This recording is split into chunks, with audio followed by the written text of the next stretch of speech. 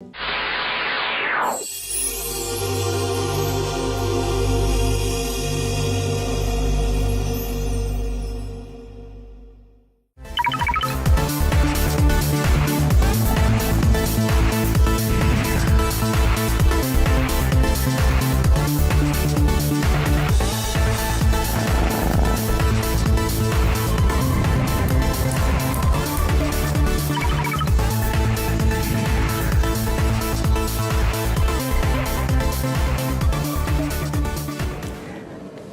right, let's go. Welcome to another edition of Fresh Brew. It is around the 20th edition of the year for Fresh Brew, which means that we are definitely nearing the midway point of 2024.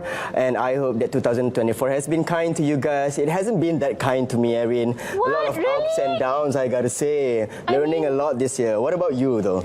Of course, we all have our ups and downs, Nabil. There's always going to be some ups and downs. There's always super happy at times. Yep. And you can be at your lowest the next day. But regardless, life has to go on. It's part of life. And tell us as well, how is your 2024 going so far? We're at the midway point, just like Nabil said. And where did the year go, honestly? Where did the year go? I just felt like we celebrated New Year's and it was January and now we're already, midway? Almost close to June. Midway, most of the time we've been spending here in the studio, Studio N1. Yes. But other than that, it has been a lot of things for me. And I hope it has been a lot of things for you too. 2024 is going to continue. And just like Erin said, you know, no matter what happens, whether there are ups and downs, you have to get up and just go forward. That's the only way for you to go.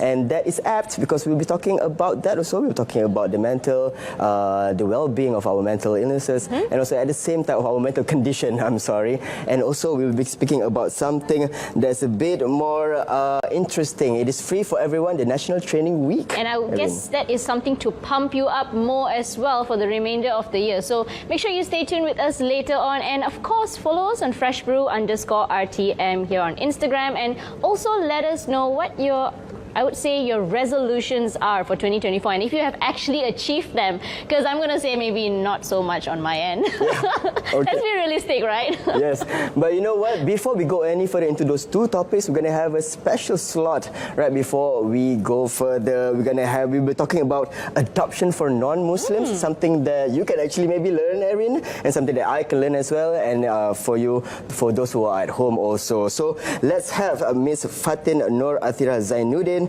from the State Director from the Legal Aid Department of Negeri Sembilan into the studio, and let's have a seat with Miss Fatin. Yes, hello, Miss Fatin. Please join us. I think maybe we could. Yes.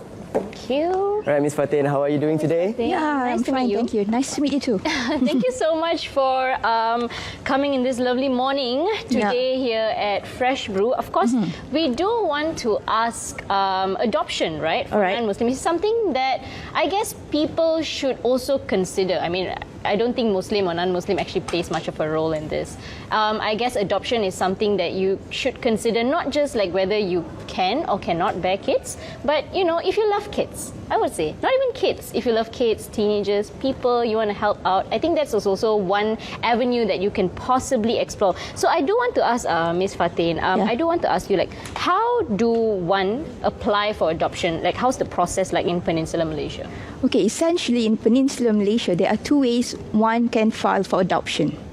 The first one is via an application made to the court under the Adoption Act 1952.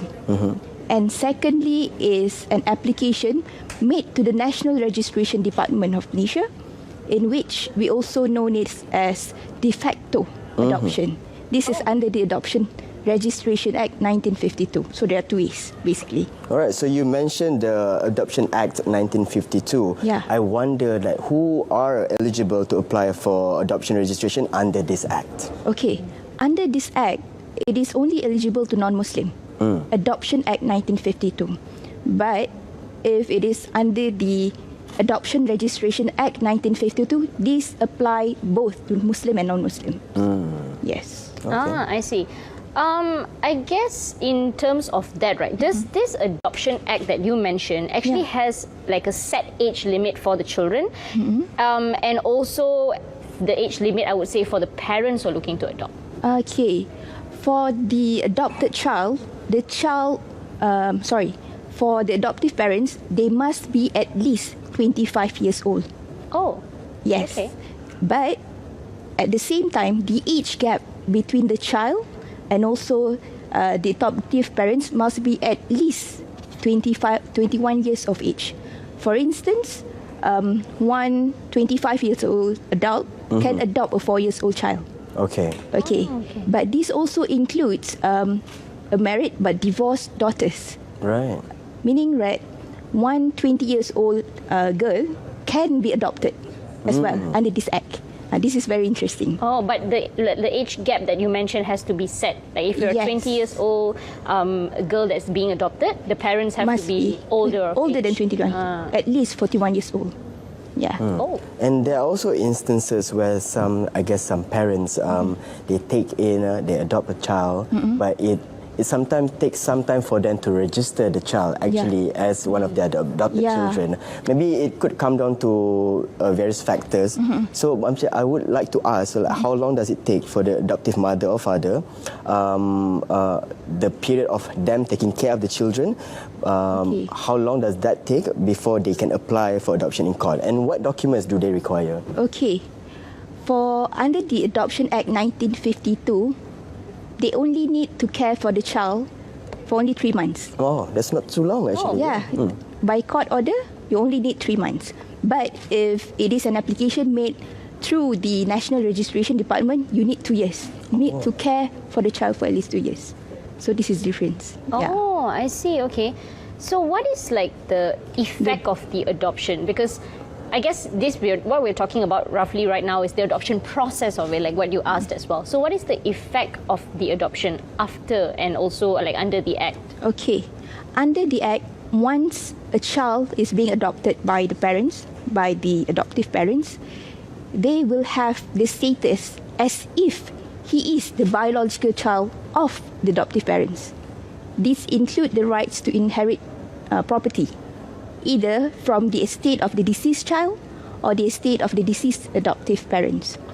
Apart from that, this will totally sever the family relationship of the child and the actual biological family, because this right has been transferred to the adoptive parents. Right. Okay. Apart from that, the most important part is that adoption does not grant automatic citizenship to the adoptive child. Right. Oh. Okay. Yes. Okay. Citizenship is another different altogether. Yes. Another different law. They still need to apply to the National Registration Department for the purpose of citizenship. Right. Yes. I see. Just to understand, so the Adoption Act that you brought up earlier, is it only to govern the, I would say, children in Malaysia, like orphans in Malaysia? Is it only in Malaysia? So if like, I guess I would ask, is the process of adopting a child probably from another country would be different? Or is it governed under the Act as well? Okay. For those foreign child, it will be different. This is only applicable in Peninsular of Malaysia. So they need to care for the child in Peninsular Malaysia. If you want to adopt someone from overseas, it's fine. But then, it will not grant you citizenship. You still need to care for the child at least 3 months and etc. Besides, there are several documents that need to be submitted for this process. Right. The first one is the birth certificate of the child. Right. But when the child was born without the certificate, it will be different.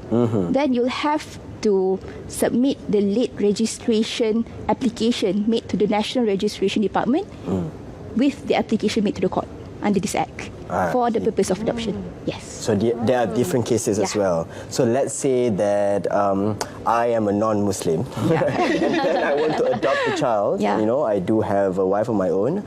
We can't conceive children and we want to adopt. So what would the process be from the start to the end? If you can just illustrate that to us. Because there might be some people who are watching and they may want to get to know the process. Okay. So first of all, you need to care for the child for at least under the Adoption Act 1952 via the court order. Okay, you need to care for the child for at least 3 months. 3 months. Then once the 3 months has due, you can start submitting by filing an application to the court. In the application, you must submit the birth cert of the child, or if they don't have the birth cert, you have to submit the application registration, late application for the birth of the child as well, to substitute the birth cert. So the court will then take into consideration all the factors, whether the mother is actually suitable, eligible to care for the child.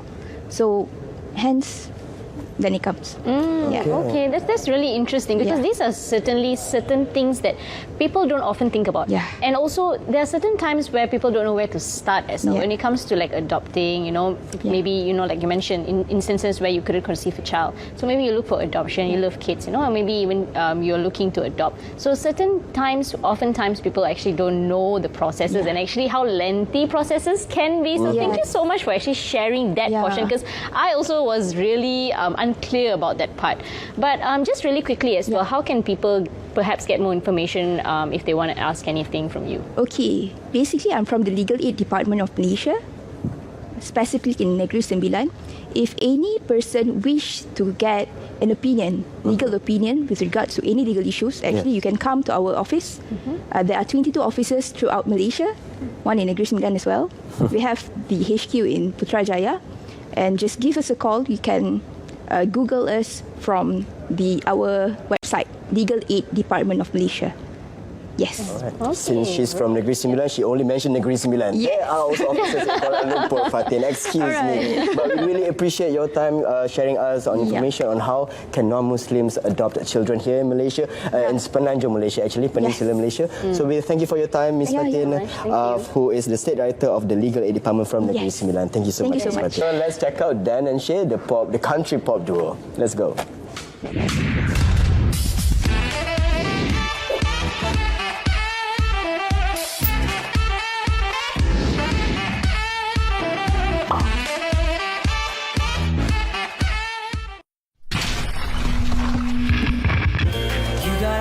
Attention, you ain't even trying. Yeah, you're my kind of different, and I've never seen nothing like you. Shades all spinning in the summer rain, dancing when there ain't no music, just the right kind of crazy. But baby, something about you, rocking that rock and roll t-shirt, whole party dressed up, but you just doing your thing. Ain't nobody else seen nothing like you. Now till forever, it's all of me, all of you. Just take my hand, and I'll be the man your dad hoped that I'd be, and we'll build this love from the ground up, for worse or for better. And I will be all you need. Beside you, I'll stand through the good and the bad. We'll give all that we have, and we'll build this love. I pray you love like your mama. You forgive just like she does. And when this life knocks you down, I hope you get down on your knees, 'cause that's what I do. That's what I do when I pray for you. Oh, when I pray for you. Everybody's looking for a new temptation. We're the never satisfied generation. I knew it right away, watching you changing shapes. I was always looking for you. I'm not for you. You want it or you feel it. I set fire to the ceiling. I will lose it all for you. Doing things I never thought I'd do. Take it from me. I'm just a high school dropout. It's funny how it turned around. Just a burnout. Tell me who's laughing now. I ain't living my best life. Something in the air tonight. High school dropout. It's funny how it turns around. High school dropout. It's funny how it turned around. Just a burnout. Tell me who's laughing now. I ain't living my best life. Something in the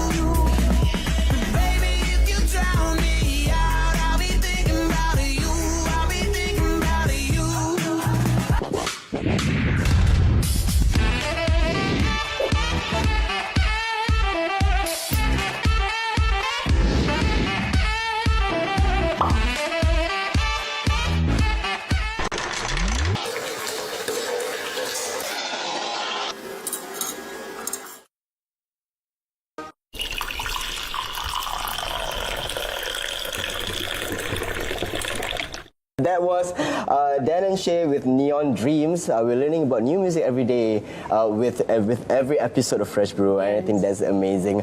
But talking about music, you know, some people, will you be addicted to music, I wonder, Erin? I can be. Depending on my... Okay, of course everybody loves music. I don't know anyone who doesn't.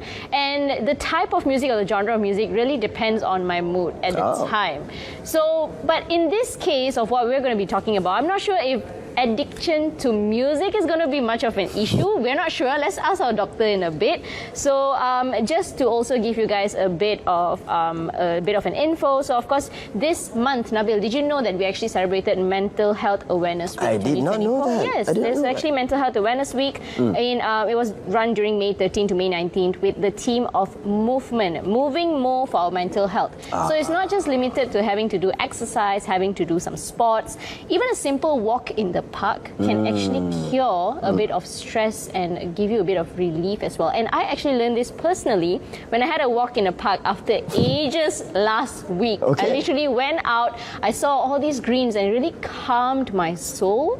Like, it was so calming to actually look at all the greens, just walk and, you know, just smell a breath of fresh air as well. And it's something of course, to do with the green in your eyes or something. I'm not sure. Are there green in my eyes? I mean, it's good for you to look at the greeneries. It improves your mental health well-being. That's what I heard. Okay, anyway. But we will definitely be talking more about mental health as well, because though 2022, the numbers were a bit concerning, but 2023 got better, but still worrying as well. So we're going to talk about all of this, mental health and addiction. We actually have Dr. Prem Kumar Shanmugam here, who's a professor and also counseling psychologist. Hello, Dr. Prem. Hey, hi Erin. Hi, how are you Doctor. doing? Thank you so much for being here. Thank you for having me. I'm pretty sure it's a very, I would say, very heavy topic, and you have to be mentally prepared to actually address all our questions here this morning. So, Doctor, I do want to ask, of course, mental health and addiction does have its, I would say it does interconnect in a way, right? Like, usually people suffer from mental health tend to go into some form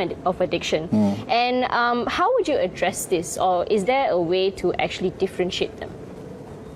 Okay, thank you for having me on the show, Nabil and Erin. See, the good thing is that today, post-pandemic, as you were talking about the 2020-21, more people are beginning to recognize that there's such a thing as mental health issues. I think the awareness came about when we were all locked in our homes. You know, it was crazy, right? We were locked in, we were living with people 24 hours a day. We're not used to seeing each other 24 hours a day. We're so used to going to work and we're so used to doing our own stuff, then you come home, right? Yeah. So that tension, that stress brought about a lot of issues. You were saying earlier that the numbers have reduced. Now, actually, some of the statistics that we saw during the lockdown period probably is more than what we heard. That's because there were many unreported cases. And after the lockdown was lifted, people came about and said, hey, I have depression. Hey, I have bipolar. Or I have an addiction issue. Now, addiction itself is one of the subspecialties in the mental health disorders group. Okay? And today, thank God, we actually recognize addiction as a disease. Right? Now, when I say today, I'm talking about maybe the last 10 years or so in Malaysia. But we know globally, we have studied this, that addiction is a form of mental health disorder, right? And therefore, we don't separate them. We identify them as something called a comorbid disorder. That means you have mental health related issues, say depression or anxiety or even bipolar, and then you may have addictions as well. Yeah, moving forward from that, Doctor, can you just classify to us what counts as addiction? I mean, it could be anything, because when people talk about addiction, usually they would relate it with substance abuse. Correct. But you could be addicted to your phone. There's addiction to music. Is it a problem? What would count as an addiction, Doctor? Okay, so basically we say there are two categories of addictions. Okay, one is substance addiction, as you rightfully mentioned. Substance mean anything chemical related, right? Could be alcohol, drugs, glue sniffing. Another one is what we call behavioral addictions or process addictions. Now, these are non-chemical related addictions like gambling, gaming, internet, handphone. These are different types of addictions, but it's not substance related. When does it become a problem or when there's addiction in classified as an addiction, normally what we like to say is keep it simple when your life becomes unmanageable.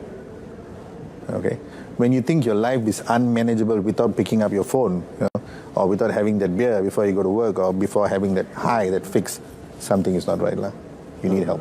I guess when you start to miss classes, you start to go missing work, I think that I would say you start to not be able to function without a certain something. Yes, like how exactly. I guess that is how you classify as an addiction, right? Yeah, I guess that is something that I would say pretty interesting. But I do want to ask as well, because we can classify it as an addiction when we say like, okay, if you cannot function without something. But for some people, it's more of like a behavior. Like, oh, it's just my behavior that perhaps I have to drink coffee before I go to work, for instance, right? So how do we identify? Because it's very, very hard to differentiate as much. Like one person to even acknowledge the fact that I have this. So how do people actually look out for these kind of signs to actually say, like, okay, I'm addicted to this, and we have to solve it. We have to do something about it. Okay, now let's go back a little bit to how you define addictions itself. Okay, now addiction is defined as a chronic relapsing disorder of the brain. Okay, which means people who have addictive personality could have been born with it. It's 50 to 70% genetic predispositions. Wow. It's also a result of psychological stresses, other mental health related disorders. So some people are more prone to becoming addicted when they start using. It could be anything. It could be alcohol. See, there are some people who can have a couple of beers a week, social parties, right? And they stop. But if an alcoholic picks up that beer, he's not going to stop. Reason being, not that he's got lesser motivation, no, or willpower, no. Reason being, when that alcoholic picks that beer and drinks it, it triggers a different kind of reaction in his brain. The reward system of his brain takes over. It sends signals to the body, and then he's like, I need this is good for me. Okay. Then when he stops that beer, I'm just using a beer as an example. Sure. He starts to get withdrawals. He gets those shivers, those shakes, and the brain says, "Hey, where's your vitamin? You need your vitamin. Pick it up again." Then he goes on again. So this vicious cycle becomes an addiction. All right. Different substances or different addictions cause different kinds of damage. Gambling, for example, right? You don't see the guy withdrawing. You don't see the guy, going through shakes and shivers, is it? Because it's behavioral. Right? Yeah. But they're highly depressed, most of them, and suicidal. People with gambling addictions are high tendencies for suicide. And sadly, the families are the last to know. Because there's no drugs, there's no substance how to identify, right? Yeah, true. And I also do want to point out that actually Dr. Prem is also, correct me if I'm wrong, Dr. Prem, you're actually the founder of Solace Asia. Yes, I am. Yeah. So Solace Asia is actually a rehabilitation center, which of course I also do know of as well. But I do want to ask, when you describe the addiction that you mentioned earlier, does that mean that people have to resort to rehabilitation centers? Or I would say the case would be like in rehabilitation centers like Solace Asia, what kind of addiction types that you actually, I would say you would actually feed technically in terms of cases? No, so Solace is a private treatment center, so there's a fee, right? It's expensive, it's highly specialized with doctors and specialists. So the type of people we see, say people who can afford okay, those who can, they have that money to afford to go into treatment. And I would say the majority of them would have substance addictions. Okay. And I would say about maybe 70% are Malaysians and another 30 or 40% are foreigners. Earlier we were talking about, Nabil was asking me the worst case that I've seen before. The thing with substances today is that they are what we call lots of synthetic drugs. And these synthetic drugs damage the brain. And people become very psychotic. And we always read in the papers and even in the media we hear about these guys doing crazy things. Chopping, killing, murder, driving against the traffic. You see that quite often. Yep. And when you test them, they are high on amphetamines or synthetic drugs. So these drugs really damage the brain a lot. Recently, I did a talk on something called study pill. And this is quite common, becoming common now with students. Students are abusing it because... Study pills? Yeah, it's called study pills because it helps them... they think it helps them to study. Because what it does is it's a stimulant. Stimulates the brain so much that you can stay awake for 3 days and you can study. Oh, wow. Which is reasonably true, but when the brain does not get rest for 24 hours or so, it crashes. And that's where they become, psychotic, they hallucinate. I can recall one incident with a friend of mine that we went to high school together. He was diagnosed with bipolar disease some years ago, and then I could see that his jump from manic to being depressed sometimes are punctuated by his substance abuse. And this keeps happening again and again. And he was sent to a rehab center, he was sent back, but it literally just happened again just now. He had another relapse. So I guess it's quite a vicious cycle, and I could see it with my friend. He gets better and then he gets worse. He gets better and then he gets worse. So if those are people who are watching at home who are in this vicious cycle, what should they do, doctor? Well, I know it's a tough question, but if you can give some practical steps, that would be great. I don't know. Sure, okay. Just a bit on your friend, Nabil, that you mentioned, right? Now, this is not uncommon at all. We call this a comorbid disorder, which it's like, did the bipolar cause the addiction? It's a chicken and egg. Yeah, it's a chicken and egg. Or did the addiction lead to the bipolar, right? Now, it really doesn't matter. But the solution is you need to treat both. So basically, when a person goes into treatment for these same things, we need to treat the bipolar, stabilize that. And then when he's stable, we need to identify the reasons why or the triggers why he's taking substances. We call it substance-induced, or it may be organic. He could have been born with bipolar. That is right? And at some point in his life, he realized the substances help to calm his bipolar. So he takes substances. Then again, the brain sends a message, hey, this is my medication, and I need to take it, you see.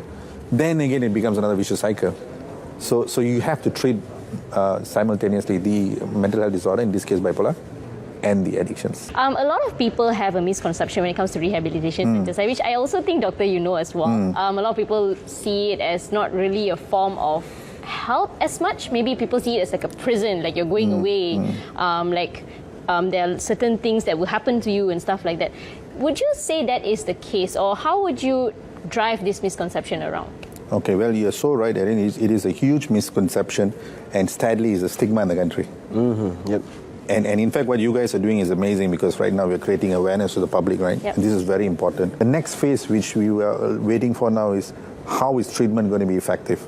And are we ready? When I say we, I'm talking about the drug rehabs in the country. Are we ready to treat people? They're going to start flooding, right? Yeah. No more prisons. Now I throw you to what you call Puspen or the government-run rehabs. So are we ready for that? And that goes back to your question about the stigma. See? So maybe I'll talk a little bit just quickly about Solace. The motivation why we started Solace in 2013 is because we never had a private addiction treatment center in Malaysia. I got most of my training from Singapore, and I did a lot of work in Thailand and other countries, and I studied about addiction treatment, and I wanted to bring it back to my country, to Malaysia, right? And when we started it, we thought, you know what, this is going to be amazing because no one's doing this. But as we grew along, it has been amazing for us anyway. As we grew along, we realized not everyone can afford this kind of fee, right? Yeah. So we started a subsidized program to help people who can't afford. Then we realized not everyone has got the expertise to do this. You have to bring in foreigners, and they cost a bomb. So we started an academy to train people, the locals, and give the technology to the locals so the cost of treatment becomes lower. Then we realized there's a huge stigma still. So we did a lot of public education, conferences, and started educating the public. And thank God today, I think we have played a small role in a way to create this awareness with the policymakers, I hope. So besides social media, what else would help? I think, in fact, I strongly believe if you feel your loved one or you yourself have got something that's not right, you're right. Get help. Don't wait. As simple as that. Yeah. There's no reason for you to feel that is my son taking something, or is my husband or my daughter doing. If you have those senses already, alarm bells ringing, then something's not right. Just get help. Seek help. Yeah. Seek support. Seek help. Then just take action. Thank you so much, Dr. Prem Kumar Shanmugam. I gotta say that we learned a lot in this episode. I certainly learned a lot, actually. Yeah, it reminds me a lot of my friend also, so which is nice to hear that it's something that's treatable and it's not something that, you know, you can actually get out of it. Yeah. So yes, thank you so much, Dr. Prem Kumar Shanmugam, the adjunct professor and counseling psychologist. We appreciate having you here. So hopefully that this awareness is gonna keep continuing. I mean, we'll definitely never stop at awareness. So definitely we hope to actually share more as well. And of course, Dr. Prem, you would also be spreading more awareness as well on this, definitely.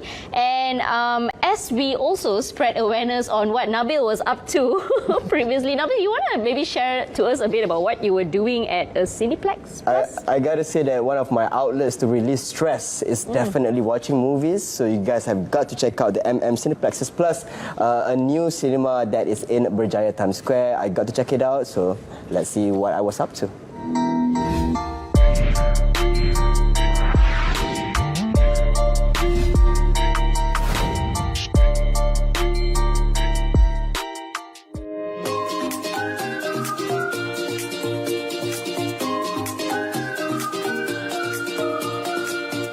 Alright, it looks like there is a newcomer in town in the cinema business, especially in this area of Klang Valley. Cineplexes has opened their new huge cinema at Berjaya Times Square, and it looks like we are here for the launch of the whole thing. Can't wait to experience this new cinema. Let's check it out. Cineplexes at Berjaya Times Square. Let's go.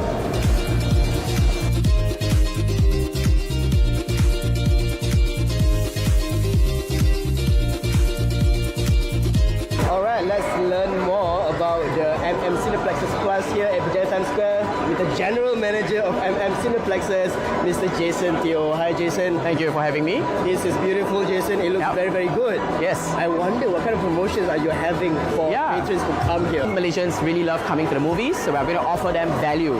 So we are aiming to be offering the most value movie tickets in downtown KL. So come on and explore. We've got many types of cinemas for you to suit each type of customer. Talking about the popcorn and the drinks, of course, there's the concession counter just behind us. Are you guys are there any twists to the menu? So we are the first cinema in Malaysia to come out with durian flavoured popcorn. For during Chinese New Year, we just launched the Kueh Bangkit flavoured popcorn, which is like coconut pandan. We are now in Kiddo Studio. This is our kids concept where we offer activity, brain thinking activities for the kids. So parents can actually play with their child here, grow and nurture before or after watching a movie. Here we are in the swanky Elite Plus Hall, first of its kind for Cineplexes. Of course, the loyal customers would expect something new, some upgrades. What sort of upgrades have Cineplexes done to the cinema? Now, our mission and motto is to provide the most value movie tickets. So we're very clear on our direction. For this hall itself, it's as you can see, and the price point is actually pretty low for downtown KL as value for money, which includes blanket and a welcome drink, and you get access to a nice welcome lounge. So we hope people will start to know about us and try, and we believe the experience they get here will offer them far much more value than other cinemas around us. We're now in Hall 1 at Cineplexes Plus, Berjaya Times Square.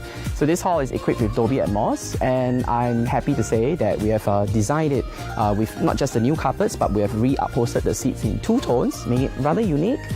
It comes a little more playful and alive, and at the back we have twin seats for couples and families as well. Jason, thank you so much. I think it's time for us to enjoy that movie. Yes. In this swanky hall. Let's go. Yep. Come this way.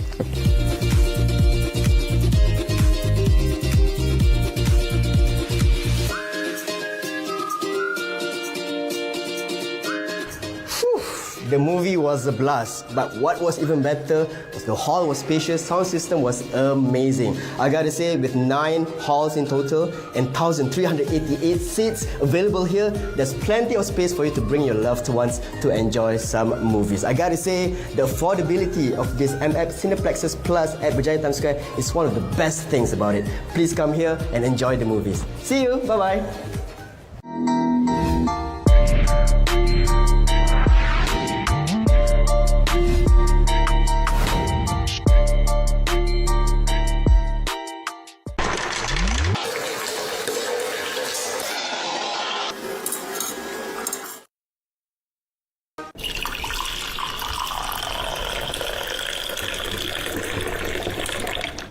And I gotta say, sometimes I also take care of my mental health. And you know, we were talking about mental health just now. Obviously, it's good to be uplifted by a funny segment with the cinemas and films and all that. But it's good to know that if you have any concerns regarding your mental health and you want to, you know, maybe check up on a seminar or workshop for you to learn more about the issue, you can just actually go to the National Training Week website, and actually you can see that there is a workshop about regarding the impact of social media on mental health, and it is a very, very cool website that you can use, and all the resources, all the workshops, all the seminars, they are free, and that's what we're going to talk about today, because we do have Mr. Sofian Amin, who is the Chief Programs Officer from HRD Corp, that will be talking about the National Training Week 2024. Hi, Mr. Sofian. Hi. Hello. Thank you so much for being here with us. Oh, thank you for having me. We definitely always get to meet a lot of different people from HRD Corp. So it's really a privilege to actually meet you as well. Thank you. And of course, National Training Week. Tell us about it, definitely, because I mean, Nabil, and I'm not sure about Nabil, but I'm definitely clueless about National Training Week. I've never heard of it. Okay. Yep. You mentioned HRD Corp. How familiar are you with HRD Corp? I know that there are certain programs that you have internally that you carry out for, I would say, employees. Yeah, I mean, let's start there. HRD Corp, we've been around since 1993. We were established under the Ministry of Human Resources. So the responsibility of HRD Corp is actually pretty simple. We have an act. We are tasked to collect a levy from certain industries, certain companies, and when these companies send their people for training, then they get to claim the money back. So it's all about sort of like encouraging companies to actually send their people for training. So over the years, we've done quite well. I think currently HRD Corp, there are close to 91,000 companies registered with HRD Corp, with about 5 million employees. 5 million Malaysians have access to training funds under HRD Corp. And last year, we actually posted our best ever result. We spent 1.78 billion ringgit training 2.2 million Malaysians. So that was 2023. But you see, when we talk about National Training Week, how the idea of National Training Week came up was, fine, we have these 5 million Malaysians who have access to our funds. You add to that maybe around 1.5, 1.6 million Malaysians working in the civil service. So they have access to their own funds. You have Intan and all that.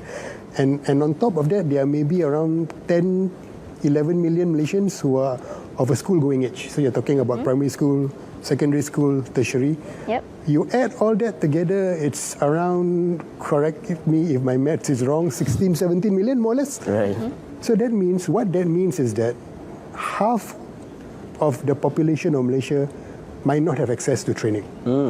Because those groups that I mentioned, there is an access for training funds, opportunities for training for them. The other half might not have. I'm not saying there isn't, they might not have, or it might not be so easy. So it is because of that, HRD Corp and the Ministry of Human Resources, Kesuma, we came up with the idea for National Training Week. The concept is simple. 1 week in which we will offer as much training as possible for free for all Malaysians. It doesn't matter where you're from, how old you are, whether you're working, not working, doesn't matter. We will try to deliver as much training as possible for free during that 1 week. So that is what National Training Week is all about. You know what I'm most interested about is the word free. Yeah, that's for me is the best part about all this. It's all free because there are actually 644 courses in 35 skill areas, and there are actually 743 course providers with 13 up to more than thousands of enrollments already. And I gotta say, I'm really interested as to what courses can Malaysians look forward to National Training Week. What kind of course? I mean, there's basically one for a lot of things, if I'm not mistaken. Yeah, you're right. The numbers that you mentioned, Nabil, I think actually what happened was when we started it last year, we set very modest targets because it's something that has never been done before. Because this free training is not actually done by HRD Corp. We are looking at our partners, talking about government agencies, private training providers, universities, colleges, NGOs, for them to offer free courses. It's not us. So we weren't sure what we were stepping into when we did it last year. Last year we set a modest target of 5,000 free courses and to train about 125,000 Malaysians. What we did achieve though was we got a total of about 22,000 courses offered for free during that week, and we trained about 150,000 Malaysians. So this year we are back, and of course targets always have to be revised upward. We always have to do more. So this year we are looking at 25,000 free courses, and we are looking to train 200,000 Malaysians. Wow. So if you look at last year, those numbers you're looking at. You guys are just being humble on the website. It's still early. It's still early. We have a lot of time. So last year, some of the most popular courses that were taken up were in the fields of, in the skill areas of IT, computer, safety and health, soft skills. But this year, we want to go a bit more high value. So because YB Steven Sim, Minister of Human Resources, I think you know when he first took up the helm at Kusuma, he set a very clear direction of 3K. Kebajikan, which is welfare, kemahiran, which is skills, and keberhasilan, which is productivity. So he wants to look into the 3K for Malaysians everywhere. And a lot of this actually falls back to training. And he also wants more contribution from the government sector, more high value skills. So this year, while the training is free, and we encourage anybody who wants to offer free training, please come in and do that. At the same time, we are also engaging a lot of partners to look at more maybe training that is of a higher value. So you're talking about future skills, things like AI, digitalization, Cloud computing, I guess. Cloud computing, green jobs, green economy. So National Training Week has always been, because it's free, everything under the sun is practically there. Yes. But we are trying to drive it by having. Yes, there is all of that. If you want to learn how to cook, if you want to learn how to do makeup, if you want to learn how to speak, or even if you want to learn a different language, all of that is there. But at the same time, we're also looking at more high value, so that it's not just about going for training. We want training to be impactful. I think YB himself said that the aim of it is that if you go for a training, that training should change your life. So that is what we are looking for with National Training Week. I'm also curious because I've certainly not, I've never attended a National Training Week, though maybe someday, we hope to be, maybe this year. But I do want to ask as well, how do these courses take place? Like, what do people expect? What can people expect from it? Okay, to tell you the truth, many things happen during National Training Week. While we say that the core of it is training, it is, but there are also other things going on like coaching and mentoring and things like that. But the key to all this, I think Nabil pointed out very early, their website, nationaltrainingweek.gov.my. So all the courses that we offer are there. The free courses, one thing is there are a lot of free training courses that will be available face-to-face, which means if you like a classroom setting, you can do that.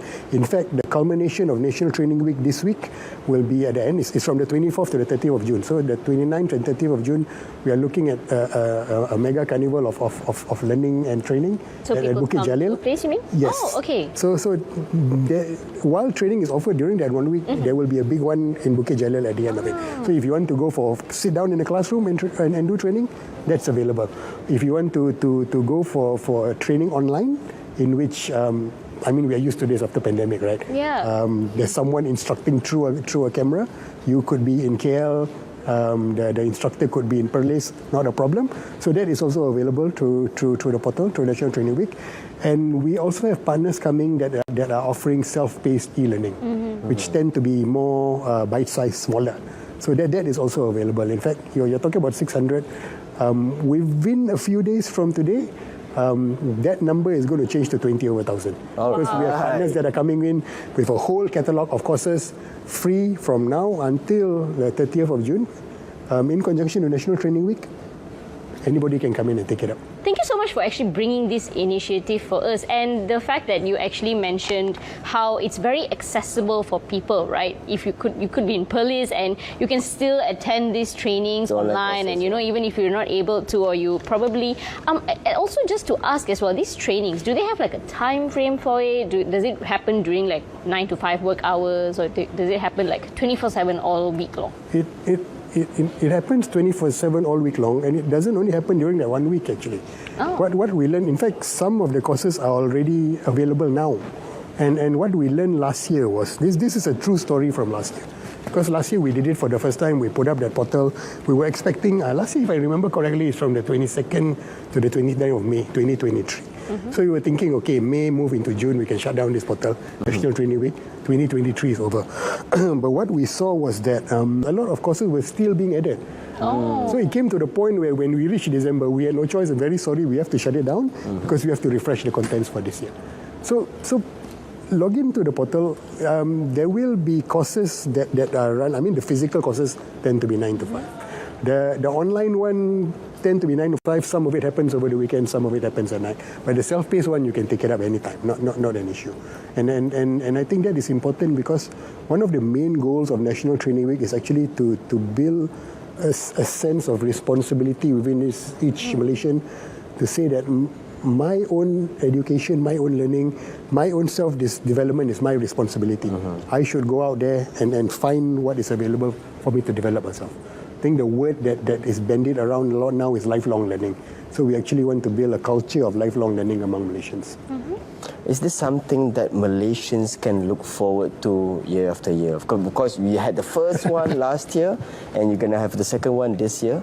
Is this something that's going to happen again next year? Because when you said lifelong learning, I think this is a very important initiative. Because I'm thinking about, of course, we're talking about the professionals, but I'm also thinking about those single mothers who are stay-at-home mothers who can access this online and they couldn't leave their children at home, but they can just learn through laptops. Can they look forward to more editions in the coming years? What happened last year was, I mentioned our initial targets and what we achieved finally. So last year we closed off National Training Week with a closing ceremony at Putrajaya International Convention Centre. And it was officiated by the Deputy Prime Minister, Yang Amat Berhormat Datuk Sri Zahid Hamidi. And he announced at that time, this is so successful, we should do it again next year. So that's why we're back next year. Our goal is that we want to make this an annual fixture. We want, in fact, we would like to actually set a fixed date for National Training Week every year. So the moment you think, I don't know what the date is, whatever it is, okay, this is National Training Week every year, this is National Training Week. So that is our aim. And I think it will happen. Again, hopefully, I'm confident, but I don't want to be too confident. This year will be as big as, if not an even bigger success for next year. So that then last year, sorry. So that moving forward, Malaysians get used to this, and we can then look forward to a week every year where we celebrate lifelong learning. We celebrate people taking the responsibility for their own education and their own self-development. Another thing about National Training Week is it would not have been possible without the generosity of a lot of people. Because like I said, it's free training. You mentioned it's free training. Somebody has to take up the cost somewhere, and it's not really HRD Corp. So it would not have been possible if there weren't so many individuals, so many organizations that were as passionate about lifelong learning as we are, for them to actually offer free courses. So it's actually by Malaysians, for Malaysians thing, and I think it is something that really should be and should continue to be celebrated.